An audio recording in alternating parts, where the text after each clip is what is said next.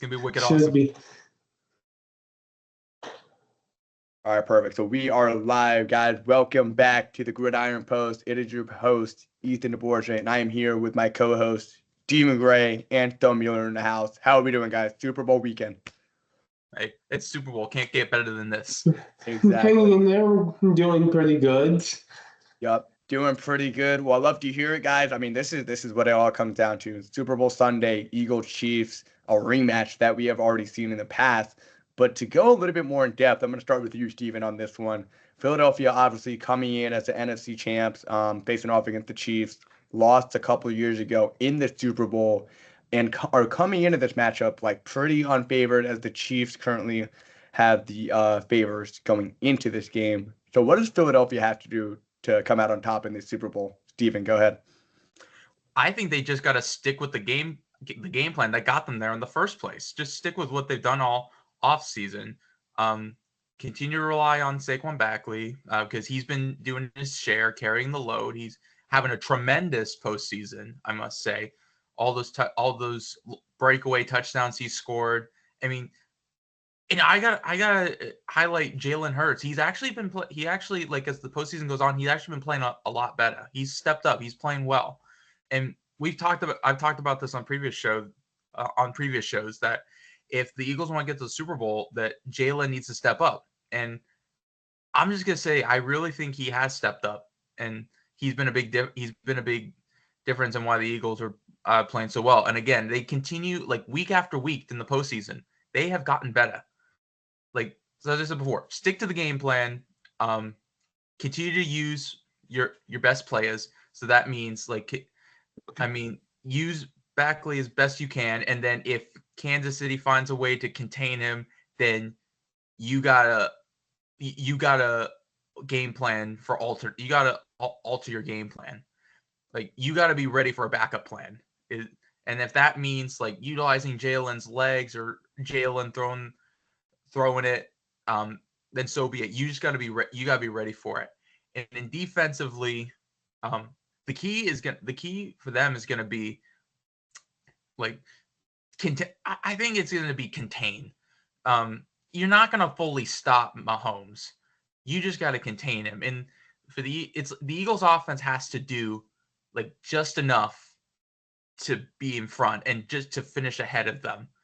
And also based on what we've seen all season, they need to make sure that they do not do anything stupid or do something that could cause like a controversial flag or a controversial call that could have gone another way.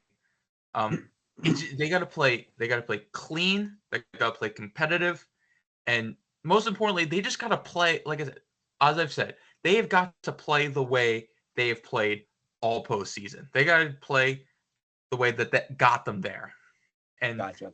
That's going to be the key to victory for Philadelphia. Sounds good. So just sort of a clean game, doing what they know how to do, running the offense through Saquon, and if needed, Jalen Hurts using his mobility. Well said. Gotcha. I guess, Stone, I'm going to turn it to you. I guess on the flip side, what do you think sort of the Eagles' weakest point that you've seen all postseason that they need to clean up on headed into this game? I mean, in my opinion, I think the Eagles, I mean, even though like Jalen Hurts completely torched the Commanders, unfortunately, I mean, in the past he has like kind of struggled with like the passing game in like the postseason, like the wild card and divisional round, he only had like 150 plus passing yards. So I feel like their weakest point might potentially be like at the quarterback position because I feel like the way Jalen Hurts played in the championship game was, well, one, not only because he played well, but also the fact that this Commander defense was completely like gassed. Like I watched it, it was horrifying to watch, and yeah, like he just completely torched like everybody, like our, and I just think that, to be honest with you, I really think that if you can force the Eagles to throw the ball downfield, I think that's the best way you stop this Eagles like offense because their defense is actually pretty like good. Like their secondary has been like pretty good. Their defensive front has been pretty good. I feel like if you force Philadelphia to throw the ball, then I really think that you have a chance of being able to contain them because if you let Saquon Barkley run, it's gonna be a long like game for the Chiefs, even though the Chiefs will, in my opinion, I think we'll find a way to get it done. But I feel like if you want to get the job done, you just gotta force Jalen Hurts to throw the ball. But well, we'll see this Sunday. We'll see what happens. It's gonna be a good matchup. I'm excited for the Super Bowl, even though it's a rematch. But we're gonna see what happens this Sunday with that. But moving on, we recently just had the Pro Bowl. I mean, the Pro Bowl had, it's been a controversial topic in the NFL and in every sports league, in the NBA, MLB, NFL, NHL. I mean, in every league, it's been a controversial topic. When it comes to that, I mean, I didn't really know that. I mean, I knew it was this weekend, but I had no intention of really watching it or really tuning in to any of the events happening. So I'll start with you on this, Dunn.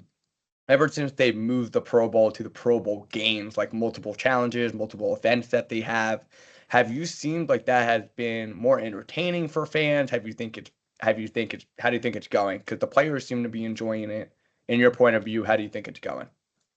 I mean, I've never really been a fan of like the Pro Bowl, even when they were playing the game back in when they were playing it in the traditional format in like Hawaii. But I feel like the one thing that made the Pro Bowl very enticing, like back then, was the fact that if you had like a good season, you had the ability to take like a so-called once in a lifetime trip to like Hawaii to be able to play a football game and then be able to enjoy, I guess, the Hawaiian like culture. And ever since that went away, like I'm not even sure when they like stopped going to Hawaii. It must have been at least eight-ish years ago or something like that. I feel the moment they stopped going to Hawaii is the moment the Pro Bowl has just really like gone downhill because to the players it's just another like obligation that they have to like show up for.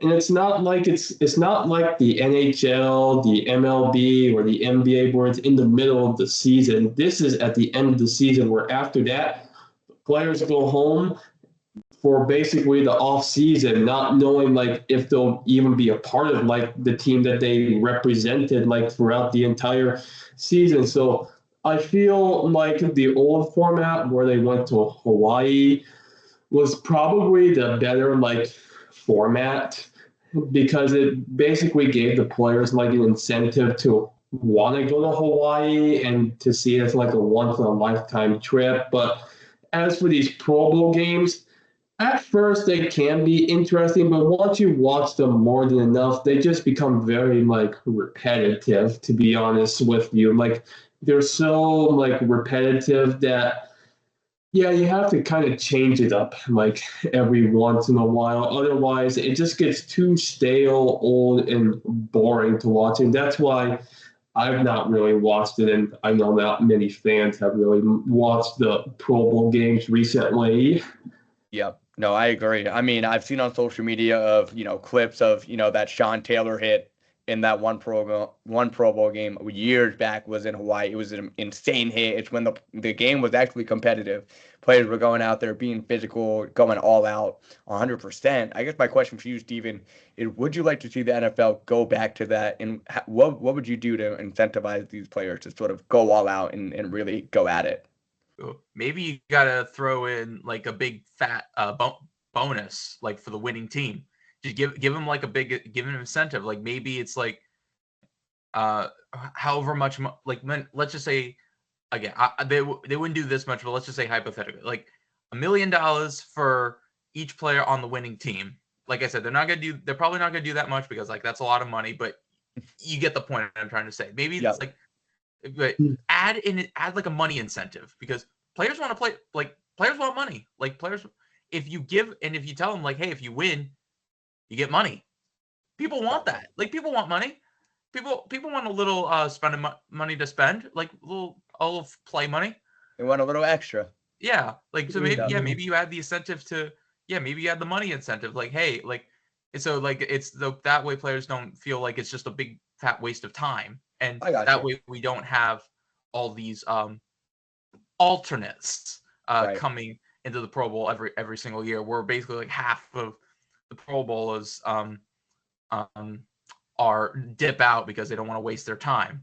And it's like it's like what Stone said too. It's like, bring the game back to Hawaii, because that was, I think that's just that was the biggest incentive in itself. Is just, if the players who are selected not only were selected because they're the best players, but they get an opportunity to go to Hawaii. Like, that could be like a once in a lifetime opportunity. Well, for these players, they make millions, so they could go whenever they want, to be honest. But like, to have, like, I mean, if you're going as a Pro Bowl selection, I don't think, I mean, it's covered for.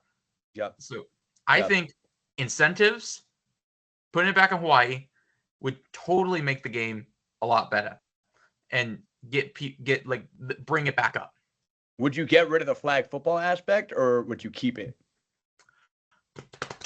I think the fans want the physical aspect. Okay. I think because look, the players want the flag football aspect, but we as fans want to see the physical contact. Like, we don't want to just be watching. We don't want to just be watching dudes run around the field, up and down the field, just scoring touchdown after touchdown constantly, with no pads on.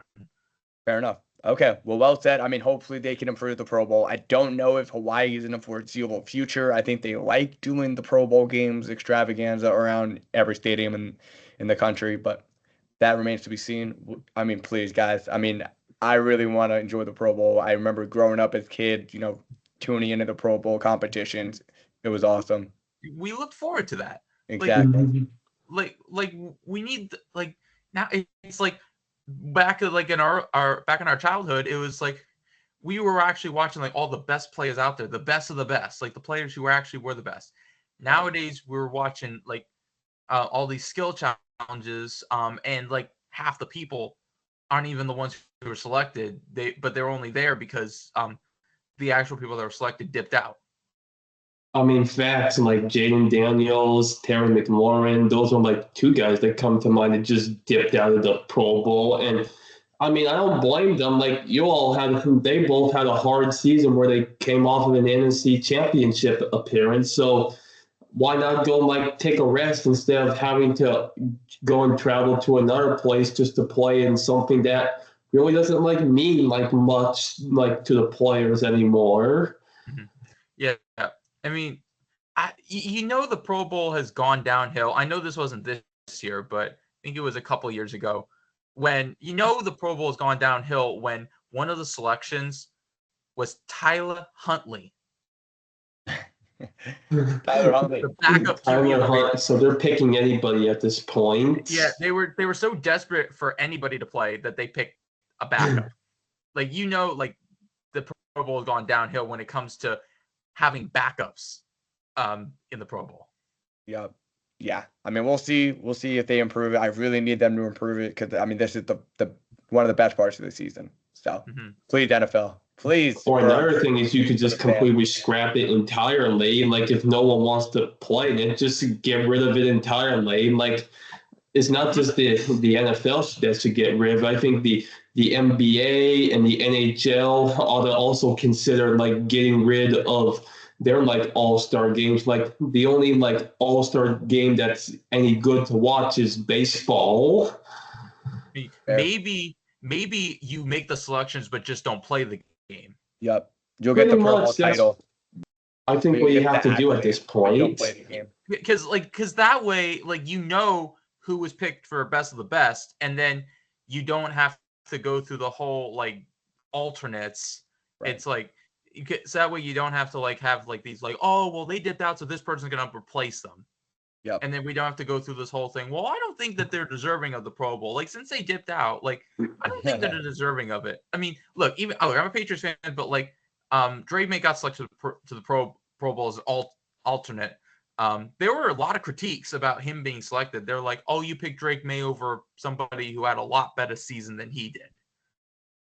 Like, that stuff like that. It's like, you wouldn't have stuff like that if you just made the selections not play the game, because then the players know, like, okay, well, I could just add I was a Pro Bowl selection on my resume, and I don't have to like, and then we don't have to worry about the whole like, oh yeah, but I didn't play, I dipped out.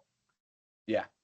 No, I agree. I mean, we'll see what they do with that, I mean, for years to come. But I know, Steven, you want to talk a little bit about the Super Bowl and just the financial aspect of it. I know that you said this is the least expensive Super Bowl ticket is $10,000, which is crazy. That's a ton of money. And I know that things in, the industry is just getting more and more expensive every year. But the Super Bowl, as you can see right here, is the most expensive event out of all these events that happen in the world, major events, Olympics, World Cup, Masters, concerts, and it is by far the most expensive. So, Steven, I know you wanted to touch on this a little bit, but why is this hurting the game so much, and why do you think it's so high? And what do you think is the deal here? I think the NFL is literally moving away from being about football in itself and just becoming a popularity contest. They're just trying to bring viewers in. Doesn't matter who they are, like, and they don't even care, like the fact that if the people like don't know anything about football, like they just want the views. They're so desperate for views, they'll do anything, and they make the tickets so expensive to the point where regular people can't go, like, because I don't I'm willing to bet that like a very small percentage of people like are gonna have like $10,000 to throw on a Super Bowl ticket. Because I mean, because like let's say it's not just the Super Bowl ticket that they're paying for. They're paying, like, depending on where they are, they're paying for flights, hotel, transportation, food, the whole shebang. Like a regular individual, like, they're not gonna pay. I think you put it all together, that's probably like you're probably looking more like $15,000, like a $15,000 trip.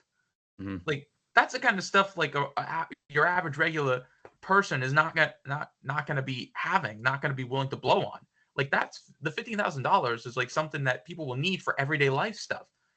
Like you're gonna have to put like for a regular person, you have to put like 5 to 10 years of savings just to do something like that. I mean, basically the only people that can really come to the game are the rich influences, celebrities, like all the people who make a bunch of money. And a whole lot of those people don't even know about football. And I think the biggest prime example is the fans that Taylor Swift has brought in to watching the NFL because of her dating Travis Kelce. And this isn't just one of my Taylor Swift things again. Um, like with Taylor Swift is arguably the most popular person on earth right now. Like in terms of like people who like look up to her and everything, who follow her, um, like because she has like a tremendous platform. So of course, like anything that Taylor does, like her fans are gonna be interested in, and like her fans like who are watching the games don't even care about the game in itself. They just want to see her show up on TV. It's like, oh my God, it's our queen. It's our queen. We're bowing down. We're bowing down to you. Um, like it's like people like that. Yeah, and it's like Taylor probably doesn't even know what's going on half of the time. She's just She's just seeing how her boyfriend's doing. Like, and like that's kind of the example I bring here because like Taylor Swift obviously being very popular has a lot of money, so of course she's gonna be able to afford to pay for something like this. And like you're gonna get people, yeah, you're gonna get all these celebrities, like you get all these YouTubers like who probably don't even know anything about, like I said, don't even know anything about football. They just come for the experience. They don't even know what's going on half of the time. Like and because but the point is like these popular like people, like the important thing for them, like what the NFL loves about them is their platforms. Their platforms are extremely high. They know they're going to be bringing in a big group of people to see what they're doing, and like, oh, they see they're at the Super Bowl, like, oh, they're at the Super Bowl, let's watch the Super Bowl to see if they show up on TV. Like they're going to bring in viewers and people who probably don't even care about the sport. That's a big reason why I feel like the Super Bowl's become too expensive, because the NFL just wants popularity, and with the popularity, they're going to get the popular people there, and they know the popular people are going to pay the money that your average human being is probably not going to pay. Like people like us, we don't have like $10,000 to blow on a Super Bowl ticket. Like $10,000, like $10,000 for us, that could cover like half a car loan. Have a car loan. It could it could be useful for rent, food. Like $10,000. Think about how much food you could buy with $10,000, and A use lot. that. Yeah, Yes, definitely a lot. that's like, I mean, you could buy like a truckload. You could buy a truckload of food with that. Like, it's just yeah. It's just a popularity thing. Like, it's just the NFL is not even about football anymore. It's just about viewership and popularity, and they don't care who's viewing it, just as long as they're viewing it. Yeah, no, I agree. I mean, Stone, I'm gonna kick it over to you because I mean, if we look at reality here, you're the Commanders were one game away from being in this game, one game away from taking a trip down in New Orleans and facing the Chiefs. I guess my question for you is, if the Commanders hypothetically would have won the NFC Championship and were on their way to New Orleans, would you have been able to go if the tickets were cheaper? Like, would you have made that commitment to go out to New Orleans, see the Commanders play in the Super Bowl? Because this is a white once in a lifetime opportunity. So if the ticket prices were lower, would you have gone? I mean, I will say, I remember I made this joke with you, Stephen, that like I remember I made this like joke with you where like who knows, maybe if the Commanders win, maybe I'll have to take like a train ride down to New Orleans, and this was obviously before we saw like what the Commanders like did. And I mean, we were one win away from possibly making that a reality. But to answer your question, Ethan, um, would I have been able to afford? No, I don't think I would be able to have afford to go to this game because I mean you're looking at $10,000 minimum, and that's for a nosebleed seat. If you want decently good seats, you're looking at $35,000 to $50,000 per person. Which, if you think about that, I don't have that type of money in my bank account, and I know my own parents, it would deplete their bank accounts very quickly if we were to do that type of commitment. So, as much as if the Commanders were in the Super Bowl, I just don't think that it would have been like possible to do it. That's just the sad thing because I remember when the Nationals were in the World Series, me and my mom made the commitment to go to the World Series. We went to games 3 and 4, and then we had tickets for game 5, but opted to not go. Like, and even though I didn't go to the Capital Stanley Cup final, at least we kind of talked about it before we decided it was just too expensive to go. But when you compare like the Stanley Cup final and the World Series to the Super Bowl, it's like comparing apples and oranges, to be honest with you. Because, I mean, if you could pay $1,000 per ticket to get into the Super Bowl, that would be considered a bargain. That would be considered a bargain, even though nowhere on earth should a ticket have to cost more than $1,000 to get into any type of organized event. I don't care if it's the Super Bowl. I don't care if it's a Taylor Swift concert. I don't care if it's the Olympics. I don't care if it's whatever event.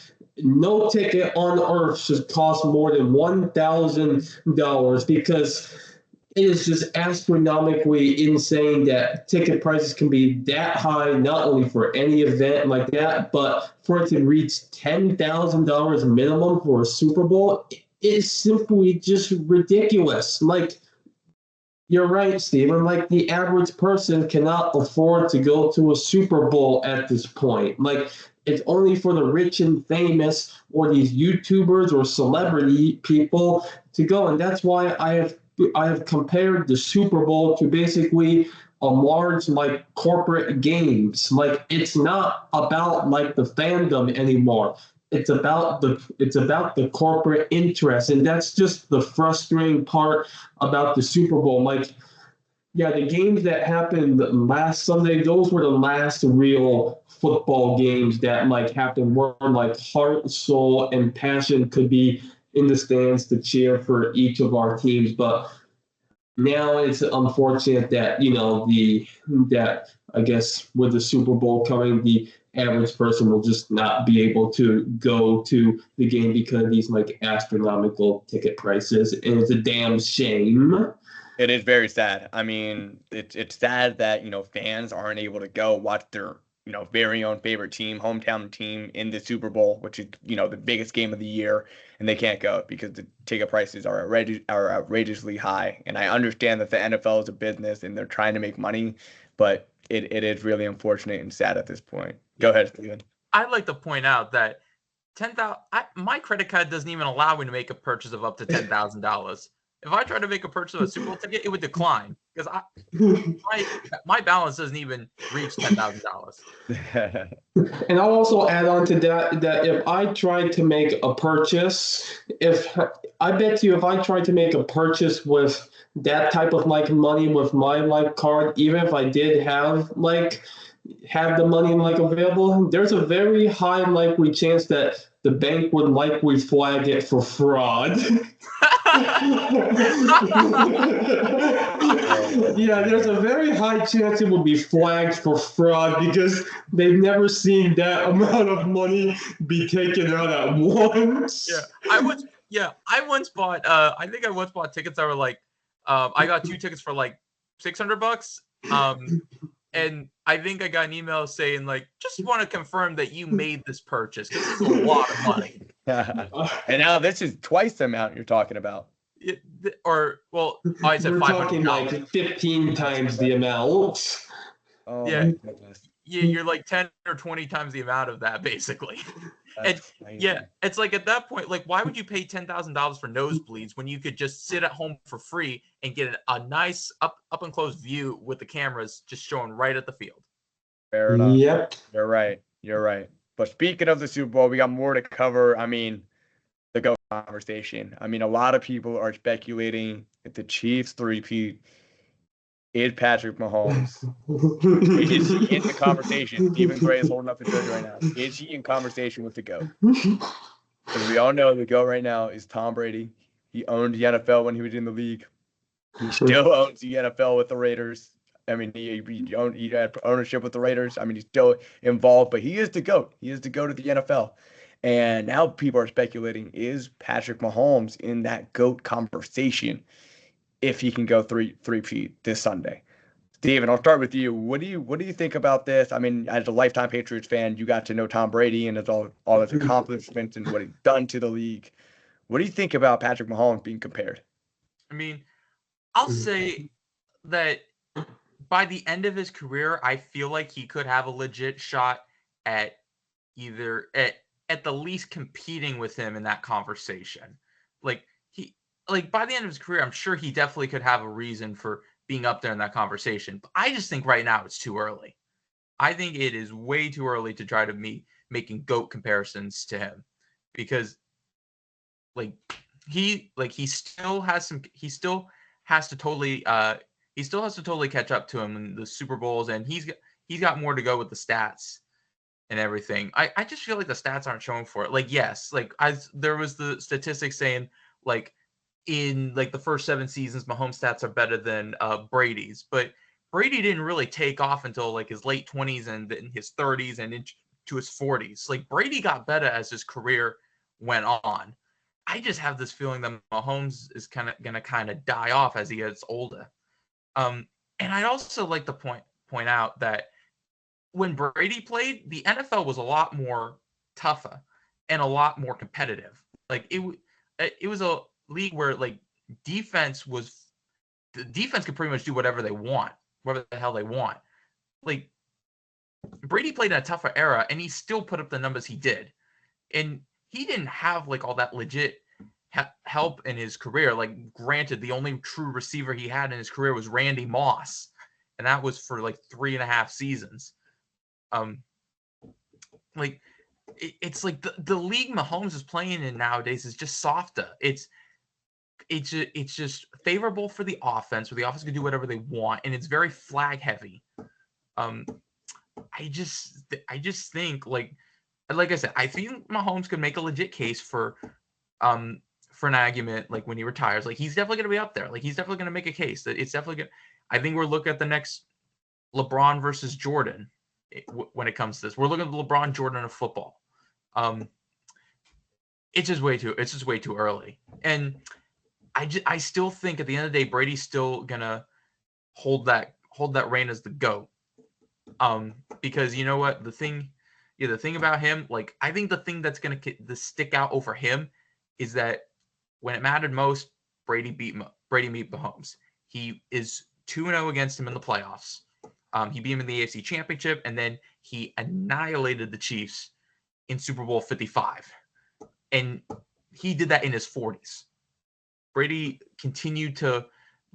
like LeBron of football. Like he maintained the high level of play for pretty much his entire career. Like if Mahomes wants to be up there, he has to do the same thing. And I just don't know if we could see that, because we don't always see players do it like that. Because at least with Brady, it's like he was a pure passer, like totally focused on passing. He wasn't putting his body on the line by running and scrambling and everything. Mahomes has done that tremendously. He's put his body on the line and had injuries that could have been gone one way or another. And the most important thing I'm going to point out in this, Tom Brady gave Patrick Mahomes his first ever regular season loss. Tom Brady gave Patrick Mahomes his first ever playoff loss. And Tom Brady gave Patrick Mahomes his first ever Super Bowl loss. If Mahomes wants to make a case for the GOAT conversation, make a case to be the GOAT by the end of his career, he is going to have to do a lot more, because Brady beat him when it mattered the most. And he did it by the way he's always known to play. And and I know like this has potential. I'm trying to be as unbiased as possible. I know it's difficult with me being a Patriots fan. I feel like you can make the case there could be some bias. I'll be honest with you. I'm not gonna hold that in. I'm not gonna lie. I just think like the fact that Brady played in a tougher era, that didn't really favor the offense too much. I mean, we've seen hits like that Brady's taken his career that he didn't get flagged for. Like he had that back in like 2001. He had that massive hit. That guy in Buffalo knocked the crap out of him. And you know what he did? Instead of whining and complaining, he just got up. There was no flag on the play. His helmet flew off. He just got up and walked right back to the huddle. Tough as shit. Completely tough. And then we see Patrick Mahomes out there as he's going out of bounds. He's literally flopping. Like he literally gets tapped on the back. He's flopping out of bounds. It's like I guess. So bottom line, Mahomes could make a case, but still at the end of the day, it's like he's got a lot to do, because Brady has absolutely set the standard, and it's going to be really tough to overcome that. Yeah. I mean, Tom Brady is one of the greats of all time. I mean, it is the GOAT of the league, no doubt. Stone, I guess, if we're talking about Patrick Mahomes and right now in his stage of his career, which has been pretty successful so far, very young, very early career, already back-to-back Super Bowls, on his way to maybe potentially another one. Right now, Stone, where do you have Patrick Mahomes sort of ranked? Is he top 3, top 5, top 10 of all-time NFL quarterbacks? Where would you sort of put him right now at this moment? He's probably at this moment like top 5 QB like of all time. Like he's up there with like the greats like Tom Brady, Joe Montana, Steve Young. Like those are some quarterbacks that come to mind for me. Like right now, when it comes to like greatest quarterbacks, you also got Brett Favre. he's also, I think, up there. But I just feel like there's so many ways you can like measure a quarterback's like success. You can look at individually, you can look at team wise. I feel like you need to look at it from like both ends. Like when you take a look at like in the early parts of Patrick Mahomes' career, he had all this like help and like talent. He had Tyreek Hill, he had Travis Kelsey, he had a couple other wide receivers who was there to like help him out. On the other hand, with Tom Brady, he's had guys like Rob Gronkowski and Randy Moss. Besides that, no one else comes to mind who I can like think of who was really like there to be like a really like explosive playmaker for like the Patriots. And that's like one of the ways you could like measure like a player's like success. But I mean, on the other hand, a great quarterback needs to be able to make anybody on the field look good, regardless if they're like going to be going to the Hall of Fame or if they're like somebody who just recently, just got off the bench because like somebody needed to be like subbed in or something like that. But I just honestly think that when you think of it like that, I think Brady has like the edge, but I feel like statistical wise, we can't deny the fact that Mahomes, literally could be like is one win away from doing something that nobody in the league has ever done, and that's win 3 straight Super Bowls. That's never been done in the history of the NFL, and there's a chance that it can be done this Sunday. And if Mahomes gets it done, then you definitely have to. Then there will definitely be some considerations as to whether if Mahomes is the go over like Tom Brady, just because of the fact that if he wins this Sunday, he'll be the first quarterback ever to win 3 straight Super Bowls, something that Tom Brady has never like done before. Like I get Tom Brady has appeared in like so many Super Bowls and has won so many Super Bowls. And while like Tom Brady has done it consistently over his like career, there's one thing the media likes doing. They love obsessing over achievements, and this would be an achievement that Mahomes would have like accomplished if he does like get it like done.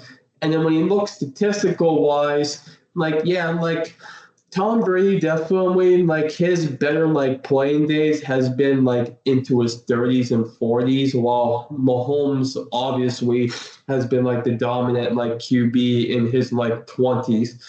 The one thing that I have for Mahomes is if you want to really be considered the GOAT, then I think you have to put up numbers that are as comparable to Tom Brady going into your 30s and even possibly into your 40s, because let's just say he does like take like a little bit of a nosedive going into his 30s, then it might make people think, well, was Mahomes just one of these guys who did so well during his prime and then just fell off? Or will he be potentially remembered as, well, here's a guy who potentially was definitely the second coming of Tom Brady, and he definitely used every single playbook and recipe that Tom Brady used, and now Mahomes is potentially on this like trajectory to maybe overtaking like Tom Brady. So I feel it's too early to make this call. Like this is a discussion that has to be done probably like at least 5 years down the road. And I think it's better if we make this like observation like 5 years down the road, and then we can come to a much better answer, because who are we to like decide who the GOAT is? Because there's like a million different ways you can measure somebody's like performance and like how they've done. So that's my take on this. Well said. I mean, we'll see what he does the rest of his career, but obviously, like Don't said, definitely top five with the way things are going with Patrick Mahomes in his career so far. But as we talk more about the Chiefs, we have the referee situation. Now a lot of fans on social media. I mean, you'll see it for any sport, any major sport, whether it's MLB, soccer, NHL, anything. Whenever teams lose, you'll run to the comment section of a social media post and said, "Ref sold him out. Refs are to blame." I know this year has been really, really questionable for referees, Stone, and I know that they've made a ton of bad calls, and sort of what can we do to keep them responsible and to keep them in check for their integrity as the sport continues to grow. I guess I'll turn it to you, Stone. I mean, are the referees to blame this year, and what are your ideas to make it better? Well, I think the first thing that needs to be done is some honest questions need to be asked, not only to the referees themselves, but to Roger Goodell himself or whoever oversees, the reffing association. Because to be honest with you, we have seen some very blatant bad calls. For example, I saw something where in the NFC Championship game, Marshawn Lattimore was flagged on a play from, I believe it was A.J. Brown. But then when they went to do the assessing and the finding of that play, they actually fined A.J. Brown and not Marshawn Lattimore. So where the hell is the consistency gone? You flag a player and you penalize his team, but then when it comes to actually financial money, you're going to penalize the other player. And that's stupid and ridiculous. And that's just one of the many things that happen. Could also talk about what the hell happened when Josh Allen was trying to push his way for a first down, but they considered him to be short, even though it looked like he had crossed the line. So my thing is, where do we hold these guys accountable? I think some honest questions need to be asked. And look, I understand that being a ref is not an easy job to do, especially when you have to be damn near perfect. But at least a little bit of accountability would at least be nice. I think it's the fact that people are frustrated at, how bad the calls are, but people are frustrated with the fact that nobody's being held accountable for miss after miss after miss after miss. I mean, we've seen bad calls go as far back to the no call in 2018, to the index card game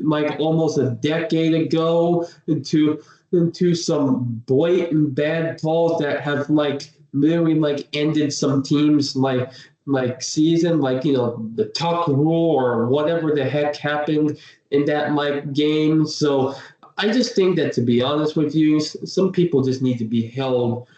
I think it's about holding them accountable, and being accountable means owning up and realizing that mistakes are going to happen. You just need to be able to own up and say, you know what?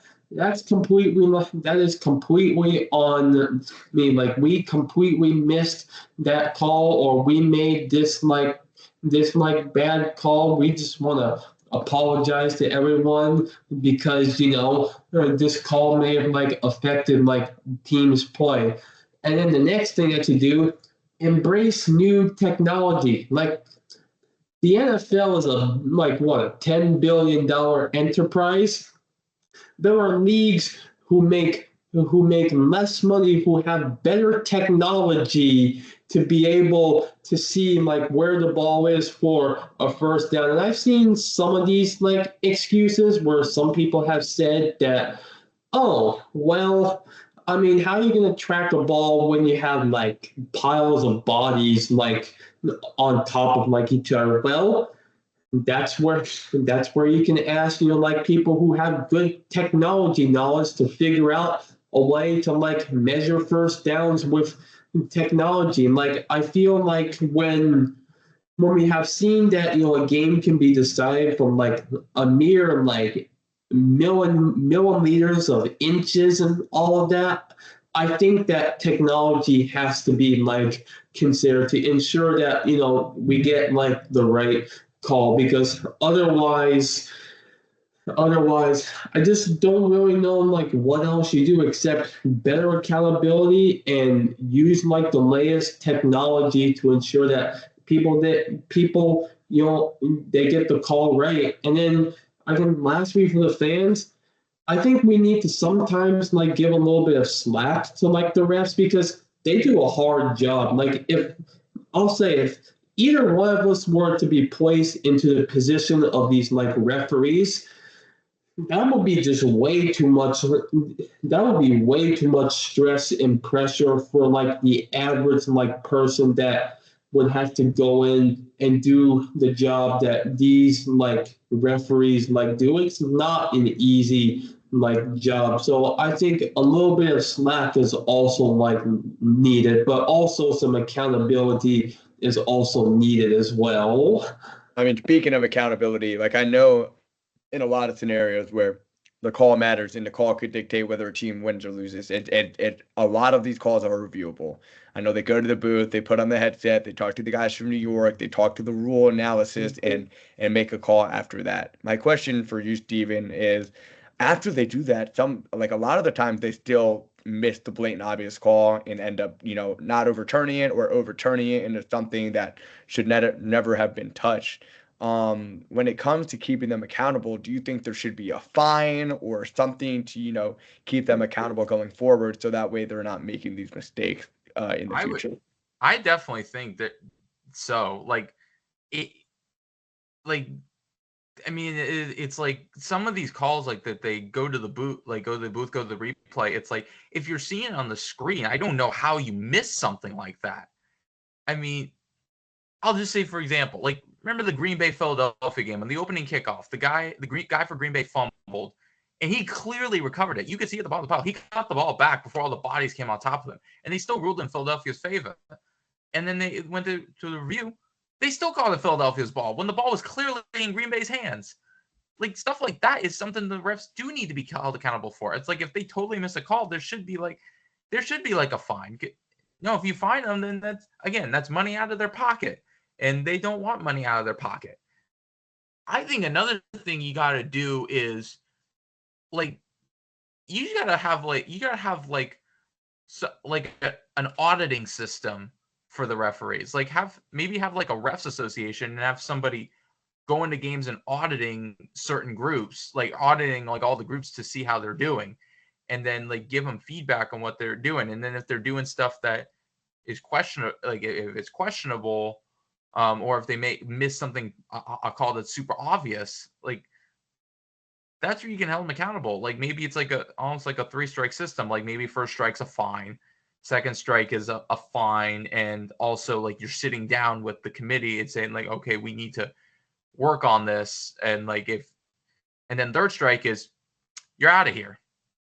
So it's like maybe there just needs to be like some like to keep them accountable for. It's like maybe, yeah, it's like I think fines, audits.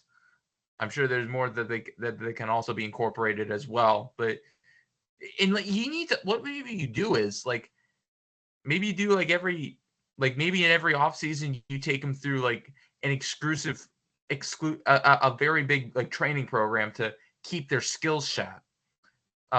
Maybe the refs need to have their own training camp, where they go through all the different scenarios. I know they go through all the training and the studying and everything to become a ref, because it's tough and it's very important, like because they need to understand these rules, but they got to maybe take it to another level to get it down cold, so that way we don't have all these dumb mistakes, that we've seen on the field. And I mean, I know we keep referring to like the Chiefs getting the breaks when we talk about this, but it's like in that AFC Championship game when Josh Allen, like you can make an argument for it, but I personally believe he clearly got the first down, because like when he got the forward progress had him across the yellow line, and we had one ref rule first down and another ref rule it short, and then it just seems like by rule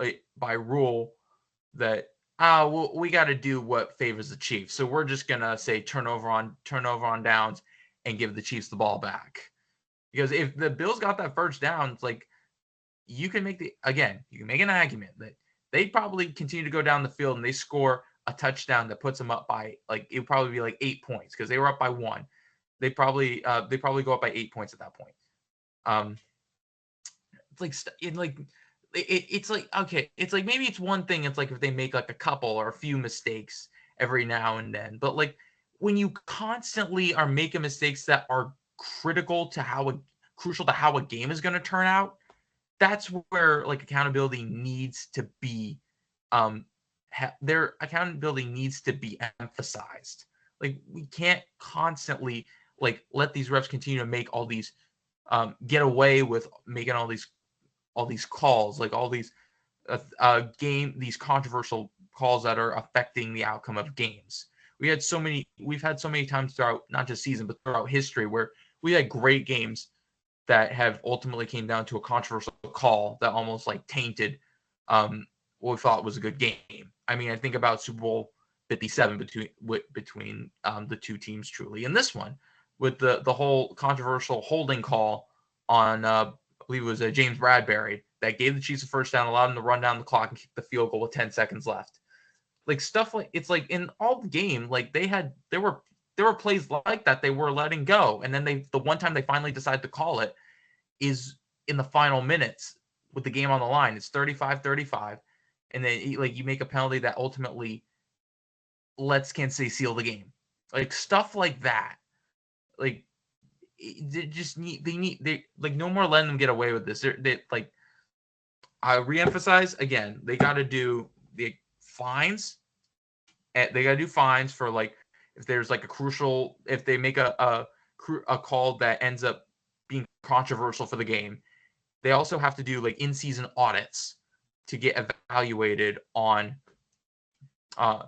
what they've done well, but what they can improve. And if they make controversial calls, that they will work on it, but also hold them accountable. And then also the 3-strike policy, so that way if you make the mistakes way too many times, you're out of here.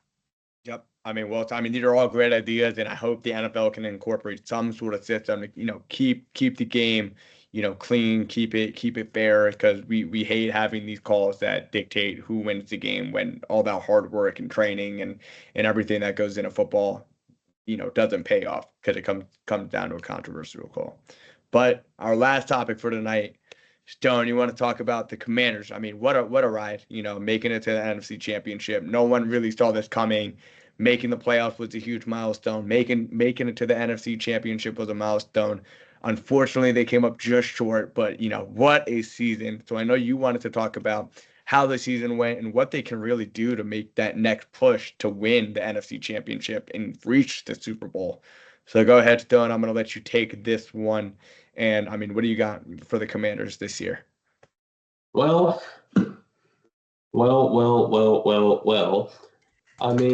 Let's first say the Commanders had a great season.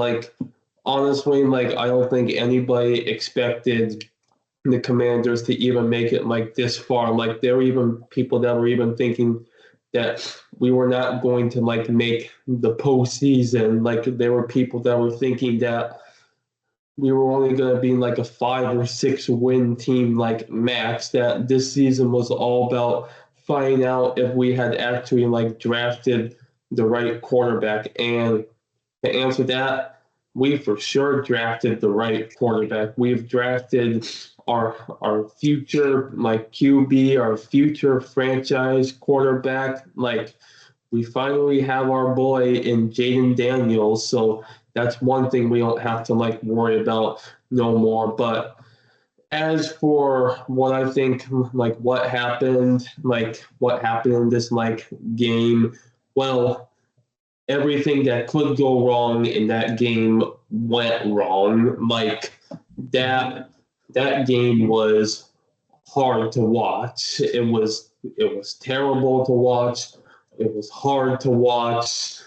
And I know there's a lot of Commanders fans that are still bitter after that game. I'm still kind of bitter after that that game, especially since it came to the hands of one of our division rivals, and we were just all so close. Like we could just like smell it, especially for like many people like me who had not been alive the last time we had been to a Super Bowl, and then for like the older fans when they were like at least 25 years or 30 years like younger with the last time this Commanders, the last Redskin team made to the Super Bowl. But as for what I think, as for like a season recap and what we need to like do, I'll just say, just to recap this season, we exceeded expectations and we showed the league that we're here to stay. We are here to stay for a very long time because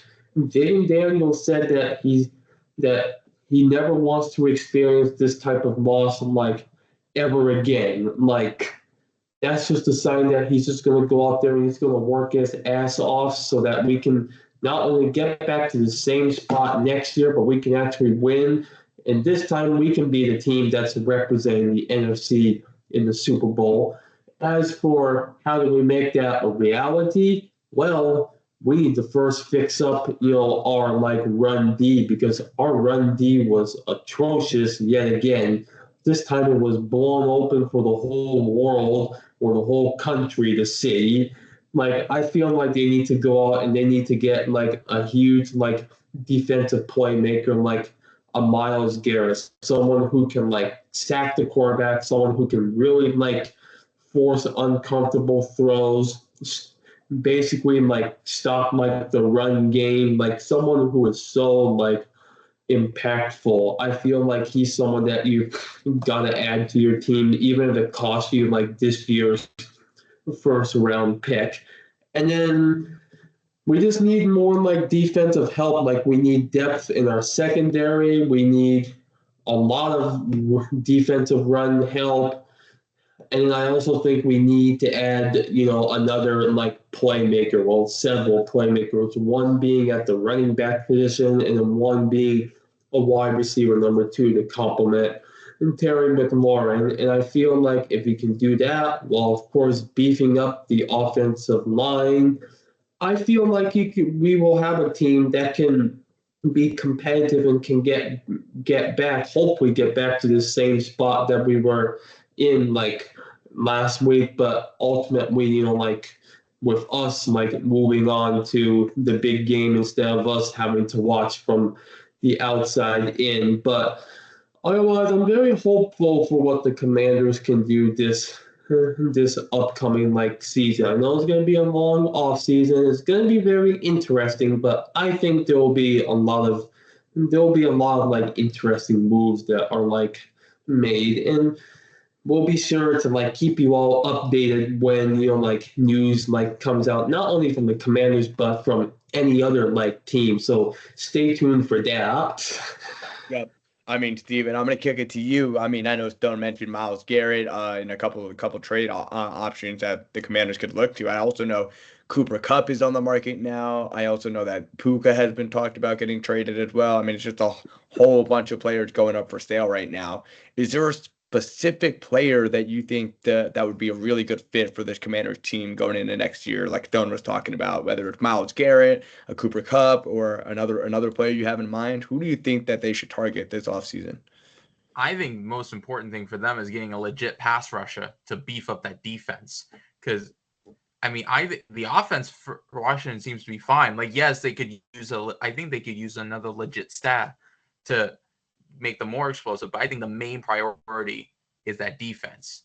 I mean, if he gets somebody, get like Myles Garrett, or I don't know if I really don't know if he's on the trade block or set to be a free agent. But I know he's growing frustrated with his current situation. But Max Crosby, it's like I think he'd be a guy like he'd be a type of guy who, like, if he's put in the right situation, be on a team that has the highest potential, that you could let him like continue to exploit his abilities, but also not being under so much pressure, being like the absolute best on the worst or on a terrible team. Biggest part, it's like pass rusher, very important, but they also need secondary help because I mean, just overall, I think like the defense just really needs a lot of help because, I mean, going into the NFC Championship, I just had a feeling that was going to happen to Washington, like because they led up 31 to Detroit. Like, granted, Detroit is like one of the best, if not the best, offense in the league this season, but still, like giving up that many points to anybody, like made me worried for them when they were going up against Saquon, who has a opportunity to win the league MVP.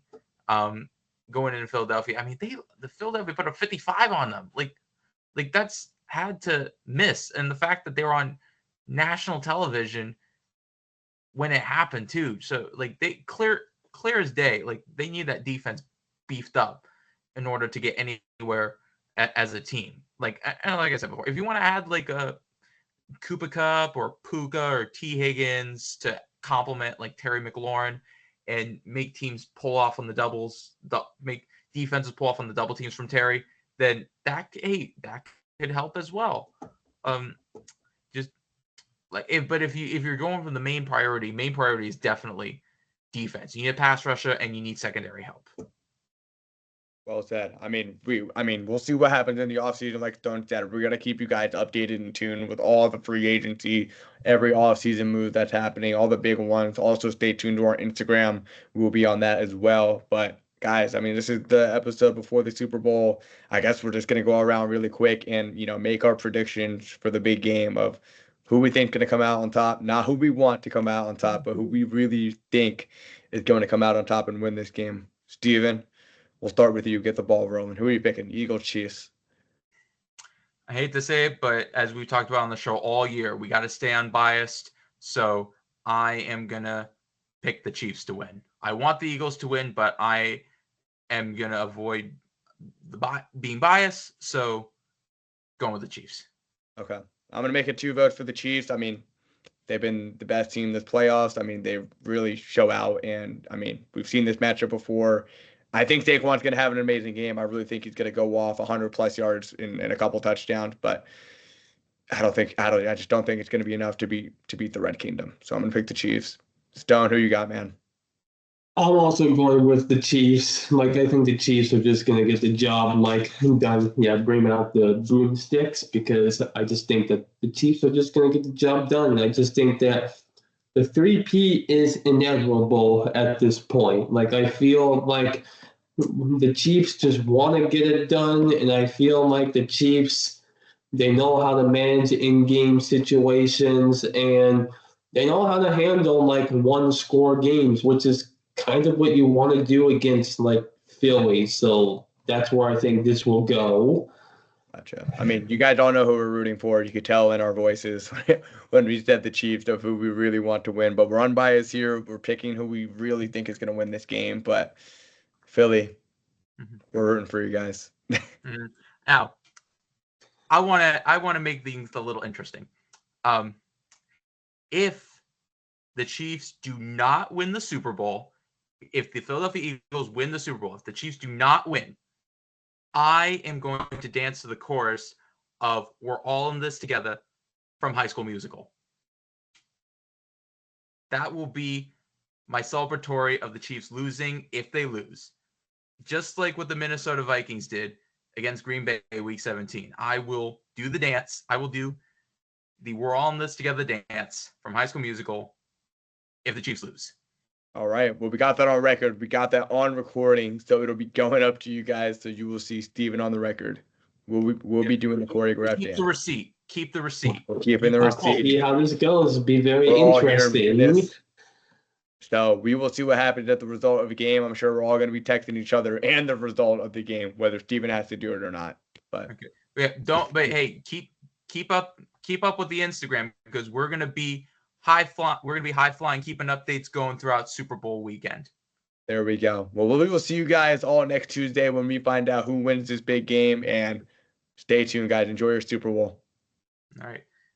For sure. See ya. See you guys. See ya.